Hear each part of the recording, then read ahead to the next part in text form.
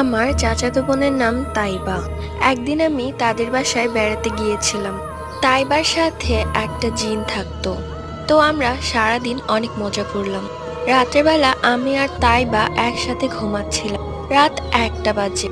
দেখি তাইবা আমার পাশে নেই। আমি ভাবলাম ওয়াশরুমে গেছে হয়তো। অনেকক্ষণ হয়ে গেছে, তাইবা আসে না।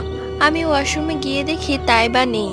আমি যখন চাচির কাছে গিয়ে বলি তাইবা নেই, চাচা চাচি আমার কথা শুনে কিছুই না বলে ছাদের দিকে দৌড়ে গেল। আমিও তাদের পিছে পিছে গেলাম। গিয়ে দেখি আমার বোন ছাদের থেকে লাফ দিতেই যাবে, তখন চাচা গিয়ে ওকে ধরে। ঘরে গিয়ে দেখি ওর সারা শরীরে আঁচড়ের দাগ। চাচা চাচি বলল ওকে জিনে নিয়ে যায়। এমনটা সবসময় হয় না, হঠাৎ হঠাৎ হয়। পরের দিন চাচা চাচি ওকে হুজুরের কাছে নিয়ে যায়। হুজুর তাইবাকে পানি পড়া দেয় ও আয়াতুল কুরসি পড়তে বলে, সাথে নামাজ